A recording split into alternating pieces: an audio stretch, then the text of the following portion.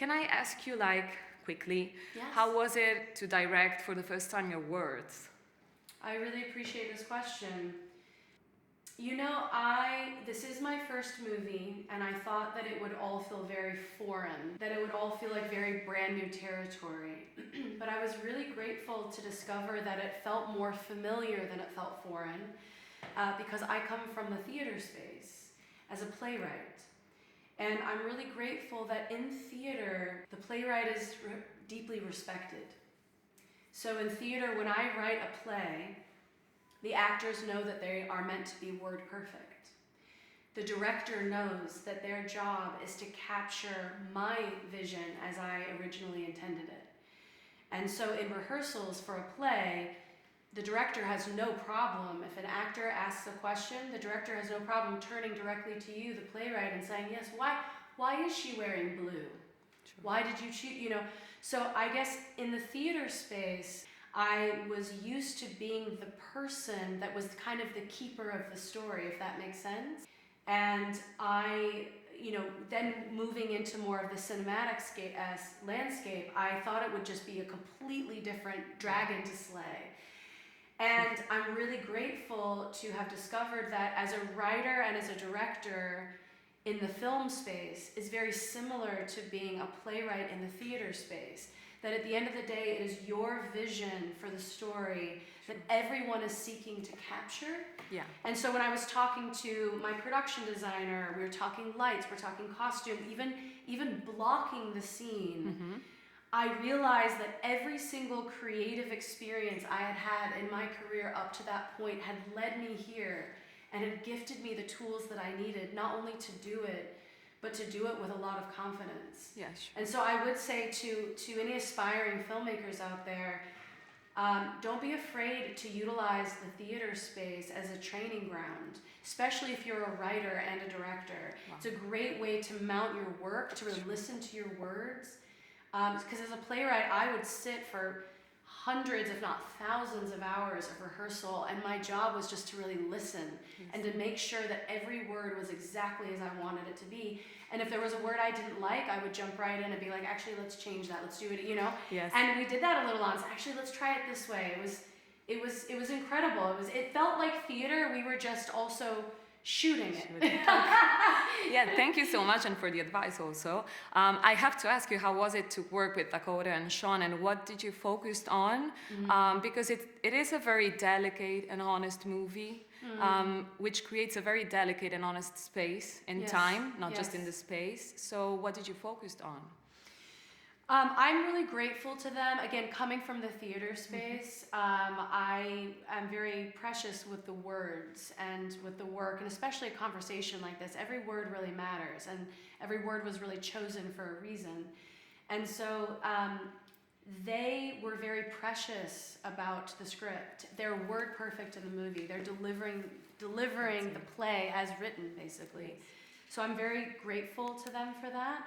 And they were very curious about really getting inside my head. And so we would have a lot of really intimate conversations about each moment in the script and the emotionality behind it. It was just remarkable to work with them.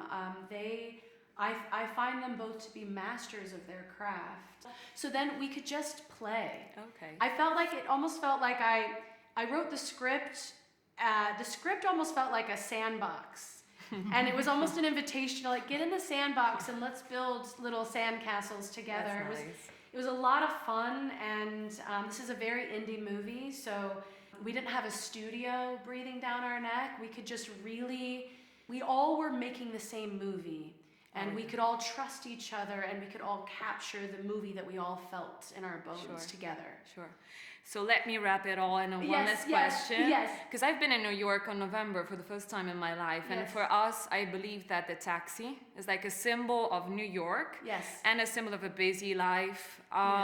So I think that what really is transparent in this movie is the time that you have created, like a pause in a daily life of two people. And sometimes, it happens that a stranger can save your life. Yes. So my question is, is it ever happened to you, something like this that you have written about?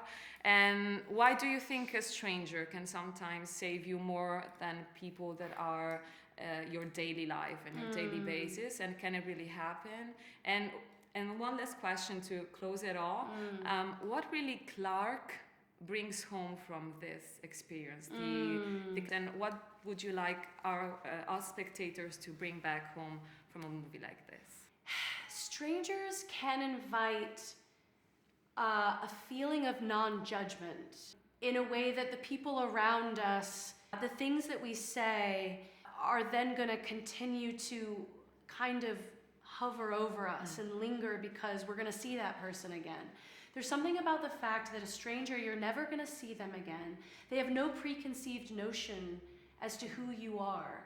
They have no idea of you that you need to preserve or protect. You can just splay yourself vulnerable. And I find that experience to be very universal. I haven't had the experience specifically in a cab, but I have had that experience of talking to a stranger and having the most profound conversation with them. I find that anyone who has had that experience will watch this movie and be reminded of that experience. And anyone who's watching this movie that hasn't had that experience, I invite them to open themselves up to the possibility of that experience, because I think it's really special and it can absolutely change your life.